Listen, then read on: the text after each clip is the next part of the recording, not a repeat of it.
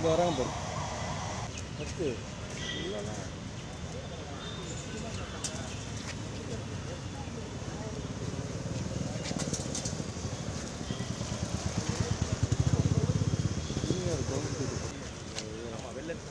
இவர் தான்ப்பா வண்டிகளை எவரை சொல்லுங்க வேலை வாசனை ஓட வேணாம் வாசனை வாச இப்போ கூட வணங்க போடுவியா வணக்கம் வச்சுருக்கிறேன் சொல்லு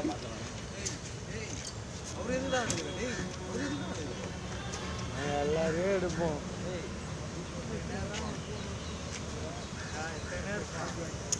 நிற்காம ஓடும் சந்திர டக்குன்னு ஏடுறா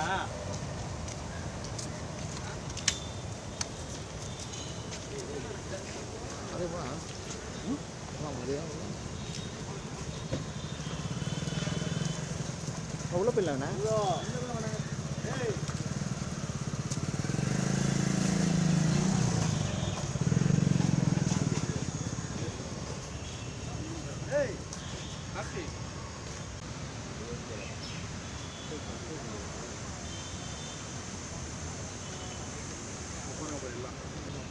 உள்ள அங்கே போகக்கூடாது அன்றைக்கே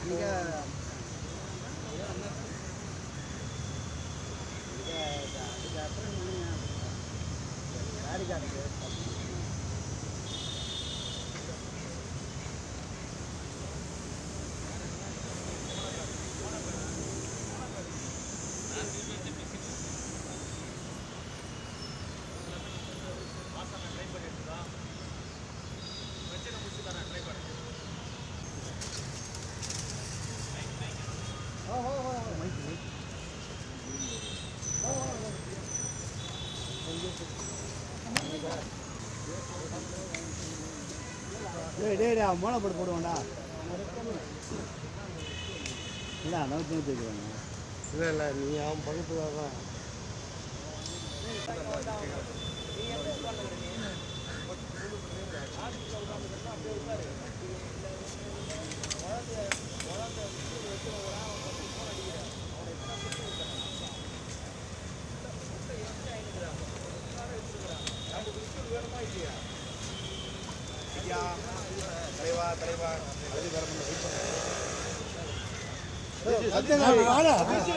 எல்லாம் ஒரு இது வந்துக்கிறாங்க கார் கட்டு போட்டு அப்புறம் இது பண்ணுறதுக்கா அவங்க 2 பேருமா இல்லைண்ணா எல்லாம் வச்சுட்டு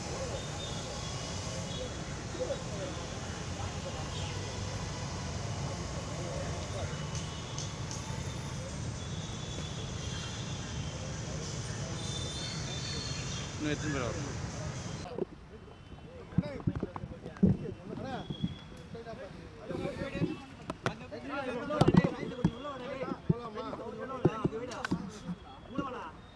ஒன்று கீழே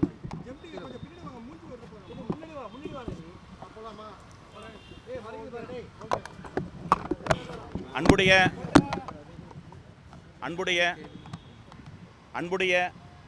ஊடகங்கள் அனைவருக்கும் வணக்கத்தை தெரிவித்துக் கொண்டு ஐபிடிஎஸ் என்ற பொலிட்டிக்கல் ஸ்ட்ராட்டஜி நிறுவனத்தை கிட்டத்தட்ட பல வருடங்களாக நடத்தி கொண்டிருக்கிறேன்.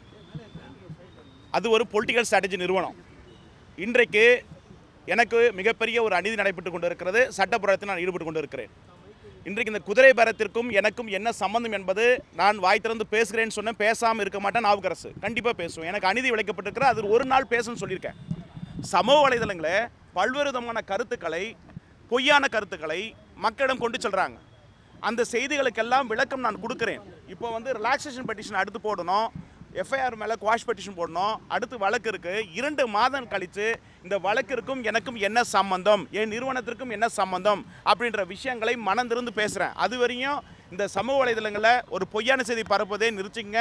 அதுக்கு மேலே என்ன ஐபிடிஎஸ் நிறுவனத்தை பற்றியும் மற்றும் இந்த அவதூறான விஷயங்களை பரப்புனீங்கன்னா நிச்சயமாக அவதூறு வழக்கு தொடுப்பேன். கொஞ்சம் பொறுமை நிதானத்தை இருங்க. நிதானமாக வாயை திறப்பேன். ஏன்னா இப்போ இருக்கிற சூழ்நிலையில் இந்த வழக்கு அடுத்த கட்ட ரிலாக்ஸேஷன் பெட்டிஷன் போடணும், அடுத்து எஃப்ஐஆர் குவாஷ் பண்ணணும், இன்னும் சில சட்ட போராட்டங்கள் இருக்கிறது. அதை விட்டு இன்றைக்கி என்னை ஏதோ மிகப்பெரிய லெவலில் சித்தரிக்கப்பட்டிருக்கிறீங்க, பொய்யான செய்தி பரப்பட்டிருக்கீங்க. அத்தனைக்கு நான் உரிய விளக்கம் கொடுக்குறேன். அதுவரையும் கால அவகாசம் கொடுங்க. ஸோ நிச்சயமாக உண்மை ஒரு நாள் வரும். இந்த குதிரை பேரத்திற்கும் எனக்கு கழுதை பேரத்திற்கும் எனக்கு என்ன சம்மந்தன்றதை விரைவில் பேசுகிறேன். அதுவரையும் கொஞ்சம் பொறுமையாக இருங்க.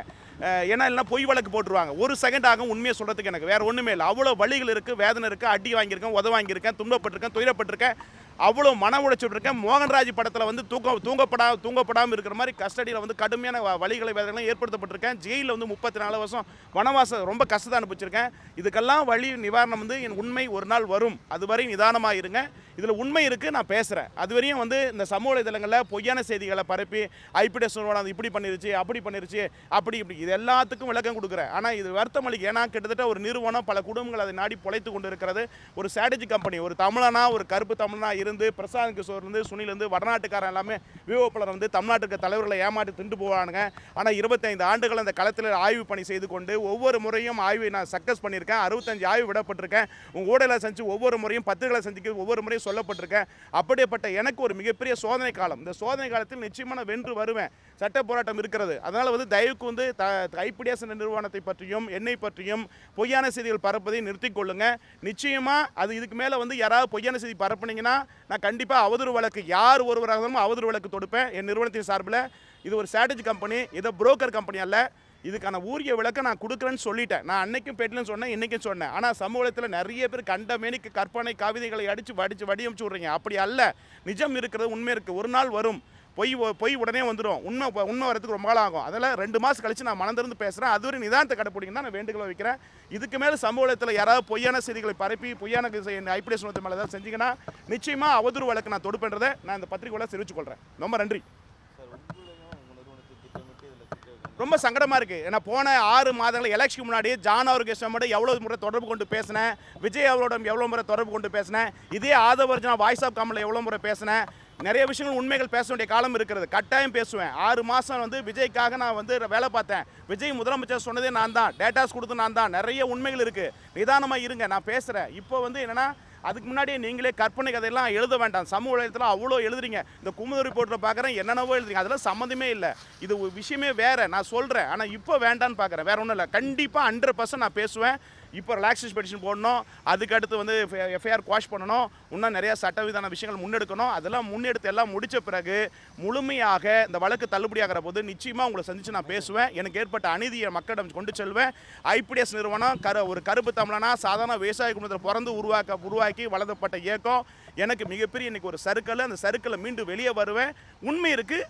எனக்கு விட்டப்புற அநீதி நிச்சயமாக ஒரு நாள் பேசுவேன். அதுக்கு முன்னாடி சமூக வலைதளங்களில் பல்வேறு விதமான கருத்துக்கள், பொய்யான கருத்துக்கள், அதுதான் வருத்தம் அளிக்குது, வேதனை அளிக்குது. எனக்கும் குடும்பம் இருக்குது, தொழில் இருக்குது. அந்த நிறுவனத்துக்குள் பல பேர் வேலை செய்கிறாங்க. அப்படி இருக்கிற போது ஒரு ஸ்ட்ராட்டஜி கம்பெனி நிறுவனத்தை அவங்க இஷ்டத்துக்கு வந்து இப்படி போயிட்டாங்க, அப்படி போயிட்டாங்க, எல்லாத்துக்கும் நான் விளக்கம் தரேன்.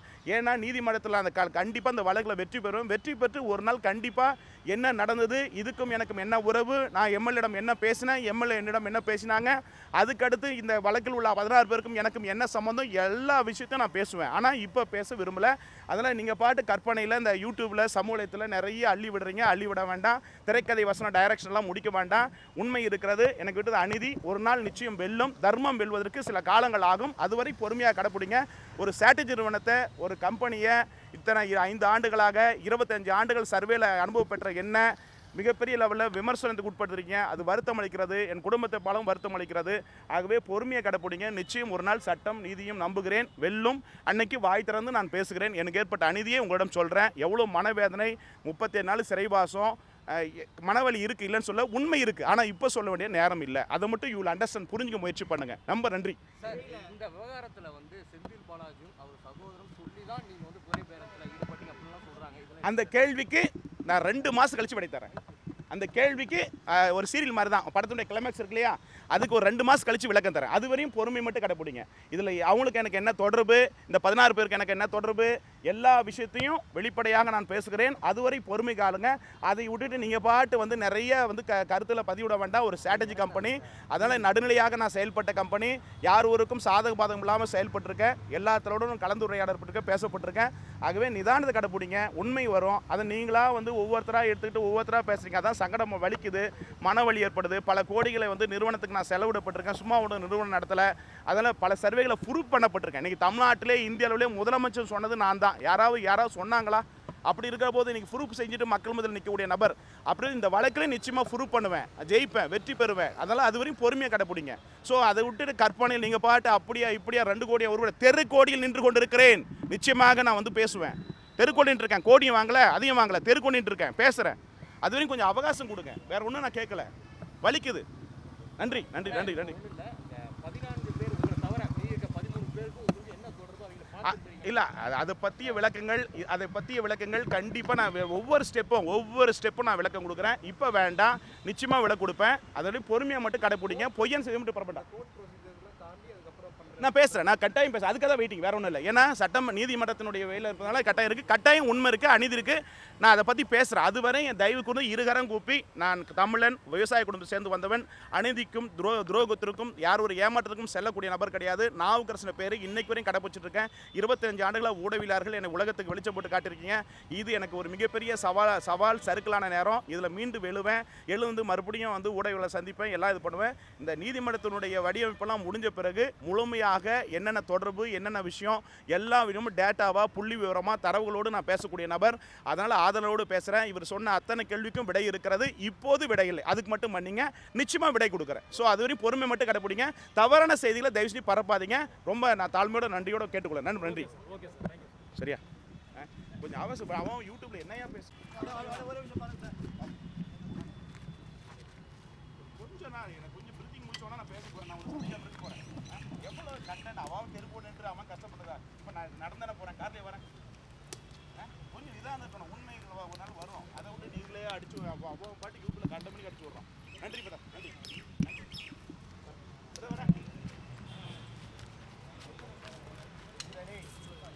ஒரு நிமிஷம் இதெல்லாம் அப்புறம் எடுத்துக்கலாம், இல்லை ஓரம் வந்துருங்க, இல்லை என்ன மாதிரி உட்காந்துருங்க. விஷுவல் நமக்கு தேவை மெயினாக. என்னங்க சார் நீங்கள் உயர்த்துறீங்க, அப்போ தான் போகிறீங்க வரீங்க, அது தெரியாத மாதிரியே சரிங்க எல்லாத்தையும். விடு.